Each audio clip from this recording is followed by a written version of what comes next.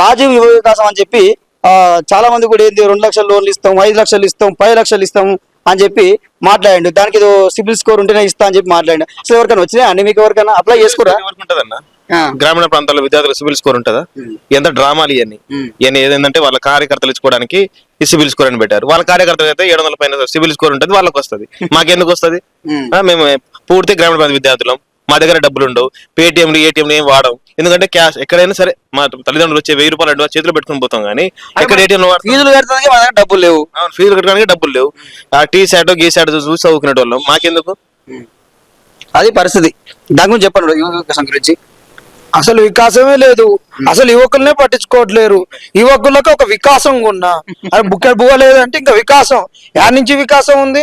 ఒక్క నుంచి ఒకటి చెప్పులతో కొడుతుంటాడు, ఒక్క నుంచి అదంటాడు ఇది అంటాడు, ఏది లేదు, ఒకటి మోసం. అలాగే ఖాళీ బిందెలు ఉన్నాయంటారు, లంక బిందెలు ఉన్నాయని మేము వస్తే ఖాళీ బిందెలు ఉన్నాయంట. ఖాళీ బిందెలు ఏమేస్తారు చెప్పు? ఏముండదు. ఒకటి ఇప్పటికే నిరుద్యోగులు సెక్రటరీ ముట్టడి చేసారు, సీఎం ఇల్లు ముట్టడి చేసారు, అయినా కానీ ఎందుకు స్పందిస్తలేడు? ఎందుకు నిరుద్యోగులకు నోటిఫికేషన్ వేస్తలేడు? ఇదేంది పెద్ద పుష్యాల అసలేరు అంటే అసలేరు. ఈ అసలేరు చూసి అత్తర కంపంటారు. అందుకనే ఈ అసలేరులో కూడా దున్నపోతుని కట్టేసినా కానీ దున్నపోతు వాన నుంచి తెంపుకొని తాడు తెంపుకొని పాకలోకి పోతుందా, కొట్టంలో పోతుందా?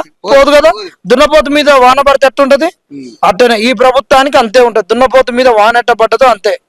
అసలేరులా వర్షంలో దున్నపోతుని కట్టేసినా అది పాకలోకి పోదు. ఈ ప్రభుత్వాన్ని ఎన్ని తిట్టినా సిగ్గురాదు. సో ఇది మీ ప్రభుత్వం ఇప్పటికే చిత్తశుద్ధి ఉంటే మీరు నిరుద్యోగులకు ఇచ్చిన హామీలు అయితే ఏమైతే ఉన్నాయో ఎలక్షన్ల ముందర అవి తీరుస్తూనే ఉంటారు. లేకపోతే మాత్రం వచ్చే ఎలక్షన్లో రాకే నిరుద్యోగులుగా మీరు మిగిలిపోతారు.